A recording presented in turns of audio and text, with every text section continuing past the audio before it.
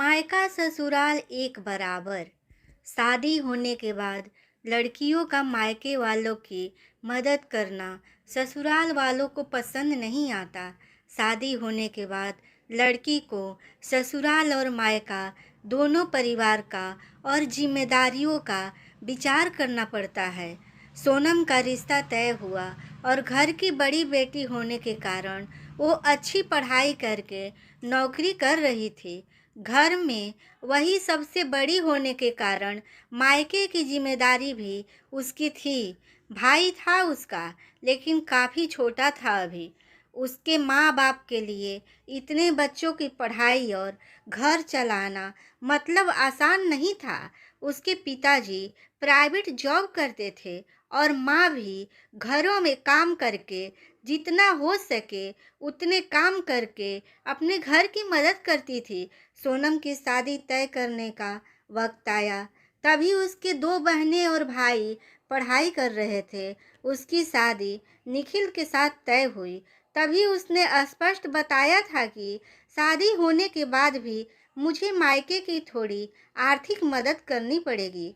छोटे भाइयों की पढ़ाई होनी अभी बाकी है और पिताजी भी बहुत बीमार रहते हैं। उनका भी हॉस्पिटल और दवाइयाँ का खर्चा करना इतना आसान बात नहीं थी। सोनम थी तब तक माँ पिताजी को टेंशन नहीं था। वह मन से करती थी सब कुछ। उसे पता था हालातों के बारे में। उसके भाई बहन उनके पैरों पर खड़े हो और उनकी पढ़ाई भी हो जाए तो सारी समस्याएं, पर तब तक मुझे भी मदद करनी चाहिए, इसलिए वह जिम्मेदारी निभा रही थी। सोनम ने शादी के पहले ही निखिल और उसके परिवार के लोगों को यह बात कर क्लियर कर दी थी।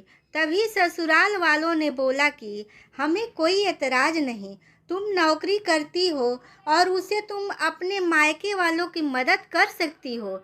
निखिल ने बोला कि सोनम, मैं भी तुम्हारे साथ हूँ, तुम नौकरी करके मायके वाले की मदद कर सकती हो। मेरी तरफ से कोई एतराज नहीं है। कभी लगे तो मैं भी तुम्हारे भाइयों और मायके वालों के मदद करूँगा। यह मेरा भी तो कर्तव्य है। हमारे दोनों फैमिली शादी के बाद मेरे लिए एक समान होगी। ऐसे में दोनों परिवार की जिम्मेदारी निभाना मेरी भी होगी। तुम टेंशन मत लो। निखिल के ये बोल सोनम को बहुत अच्छे लगे।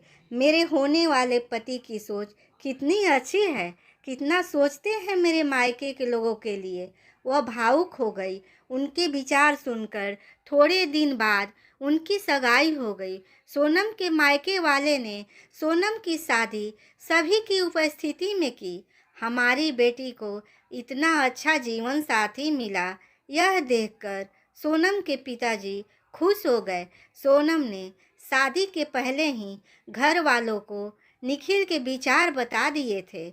उस वजह से घर वालों को लगता था कि सोनम निखिल के साथ सुखी संसार कर सकती है। उसके ससुराल वाले भी अच्छे हैं। शादी होने के बाद सोनम घर और नौकरी की जिम्मेदारी अच्छे से निभा रही थी। इतना ही नहीं, निखिल के आने जाने वाले मेहमानों का भी आदर सम्मान अच्छे से करती थी। हर एक जिम्मेदारी को वो अच्छे से निभा रही थी। ससुराल और मायका दोनों फैमिली के वह समान ही मानती थी। ससुराल के लोगों को तो उसने अपना बना लिया था। सब अच्छा चल रहा था, पर नया नया ही सब अच्छा था। बाद में उनका असली रूप निखिल और उसके घर वालों का स्वभाव सोनम के सामने आया। वह कहावत है ना, हाथी के दांत खाने के अलग और दिखाने के अलग होते हैं। ऐसे लोग थे वह। सोनम ससुराल वालों को भी पैसे देती थी, बचत भी करती थी, खर्च भी करती थी। उसे भी समझना था कि अपना ही घर है। वह उसे सभी बातों की और जिम्मेदारियों का एहसास था, इसलिए खुद पर पैसे खर्च नहीं करती थी। ससुराल और खुद सब करके वह थोड़ी मदद अपने भाइयों के लिए करती थी। उसकी पढ़ाई चालू थी। पढ़ाई मतलब थोड़े पैसे तो चाहिए ही ना। पर यह निखिल को भी पसंद नहीं था और उसके मायके वालों को सोनम मदद करती थी, इसलिए निखिल चिल्लाता था। यह वही आदमी था जिसने खुद ने शादी के पहले बोला था कि वक्त आने पर मैं भी मदद करूंगा।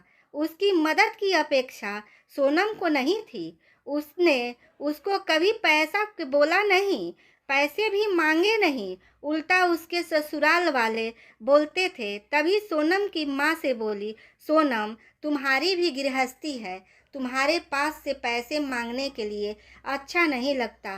पर परिस्थिति ही वैसे आ गई थी। उसकी माँ को बहुत बुरा लगता था। उसकी दो बहन के ने पार्ट टाइम जॉब करने की शुरुआत की, इसलिए अब उसका अपने मायके वालों को पैसा देना सास को बिल्कुल पसंद नहीं था। वह तो सभी को बताती थी कि सोनम जॉब करती है, सभी पैसे मायके में दे देती है। ऐसी आधी सच बातें सोनम को अच्छा नहीं लगता था, पर करे तो भी क्या। उसे भी पता था कि अपने मायके की परिस्थिति ठीक नहीं है। थोड़ी बहुत मदद की तो क्या हुआ, मुझे कहाँ जिंदगी भर मदद करनी है भला। आज ना कल भाई की पढ़ाई पूरी होकर तो वो अच्छी नौकरी करेगा, माँ बाप की जिम्मेदारी अच्छे से निभाएगा और बहनें तो अपने ससुराल चली जाएगी। ऐसा सोनम उसके मन को समझा रही थी। वो किसी भी प्रकार की निगेटिव बातों का भी विचार ना करते हुए सिर्फ दोनों फैमिली का भला चाहती थी। इतना ही नहीं, सोनम निखिल के माता पिता के हॉस्पिटल और मेडिसिन का खर्चा उठाती थी। निखिल तो कभी पूछता भी नहीं था, सब सोनम ही देखती थी। उसे हमेशा उसकी सास बोलती थी, किया तो क्या हुआ, वह उसका कर्तव्य है। पर ऐसे नहीं बोलती थी कि मायके की मदद करना भी एक कर्तव्य है। यह मात्र भूल गई थी। दोनों साइड का विचार वह करती ही नहीं थी। कई दिनों बाद सोनम के पिताजी उसको छोड़कर चले गए, तब भी वह हारी नहीं, सब मैनेज कर रही थी। सोनम मायके वालों की मदद अभी भी करती है। यह सब पता चला तब निखिल ने उसे बहुत डांटा, सास ससुर भी डांट लगाई। तभी सोनम शांत ना रह पाई। वह भी पढ़ी हुई और नौकरी करने वाली लड़की थी, निखिल से ज़्यादा कमाने वाली। दोनों परिवार की आर्थिक समस्या वह संभालती थी। उस दिन उसे भी उनके बोलने का गुस्सा आया। सोनम बोली, अगर लड़की ने ससुराल की मदद की तो चलेगा और मायके की मदद की वह क्यों नहीं चलता। ऐसा क्यों? मेरे मायके वाले हमें मदद मत करो ऐसा बोलते हैं क्योंकि वह मेरे गृहस्थी का विचार करते हैं। मैं मदद करती हूँ मेरे फैमिली के लिए और मेरे भाइयों के लिए। मेरी जिम्मेदारी है और मैं निभा रही हूँ। इसमें क्या गलत कर रही हूँ भला। जिस माता पिता ने मुझे इतना कष्ट करके पढ़ाया, बड़ा किया, आज मैं उनकी वजह से ही इतनी बड़ी पोस्ट पर हूँ, अच्छा खासा कमा रही हूँ। तो मायके में ज़रूरत होने पर थोड़े दिन मैंने आर्थिक मदद की तो क्या हुआ। और हाँ, मैं आपका भी सब करती हूँ। हमारी गृहस्थी और भविष्य इसका विचार करके बचत भी जमा कर रही हूँ। यह सब बातें सोनम की सुनकर उसके ससुराल वाले ने उसे कुछ भी नहीं बोल पाए। कुछ दिनों बाद में सोनम की सास बहुत बीमार हुई। उनकी बेटी उनको पैसे चाहिए थे तो खुद ने आधे पैसे भरने के लिए तैयार हुई। तब सोनम बोली, दीदी हम दोनों हैं ना, निखिल और मैं देखते हैं, पैसों का आप चिंता मत करो। नहीं भाभी, मेरा भी कर्तव्य है, माँ है वह मेरी। माँ बाप के लिए लड़का और लड़की दोनों ही समान होते हैं, दोनों को साथ में बड़ा करते हैं। पढ़ाई नौकरी उनकी ही वजह से पूरी होती है। तो ऐसे वक्त में मायके में लड़की ने मदद की तो क्या हुआ। मैं भी जॉब करती हूँ, मेरी भी सेविंग है। अर्थात सोनम भी ऐसे ही विचारों की थी। अपनी बहन की बातें सुनकर निखिल और उसके माँ बाप का सिर शर्म से झुक गया। वह बोली, शादी होने के बाद भी मायका लड़की के लिए पराये नहीं होता है। लड़की ने कभी तो मायके की भी जिम्मेदारी ली या अपने माता पिता के लिए कुछ किया तो कुछ बिगड़ नहीं जाता। यही बात सोनम कितने दिनों से बोल रही थी, तभी उसके सास को ये बात अच्छी नहीं लगती थी। यही बात बेटी ने बोली और उसने की हुई मदद, यह सब देखकर हमने सोनम के साथ अच्छा बर्ताव नहीं किया। उससे उसकी सास को पछतावा होने लगा। निखिल को भी बहुत बुरा लगा। दोनों ने सोनम से माफ़ी मांगी, क्योंकि उनको भी समझ में आया कि शादी होने के बाद भी लड़की के मायके की जिम्मेदारी, कर्तव्य भुला नहीं जाता।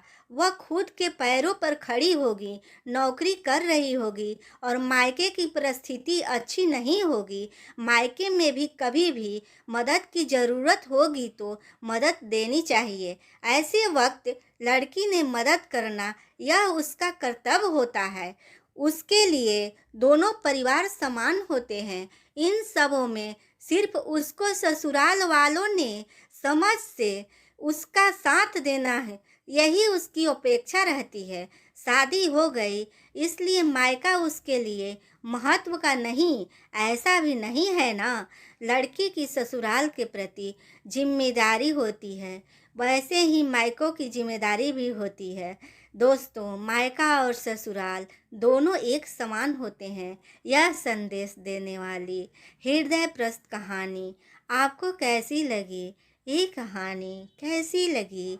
प्लीज़ कमेंट में ज़रूर बताइएगा और चैनल को सब्सक्राइब भी कर दें।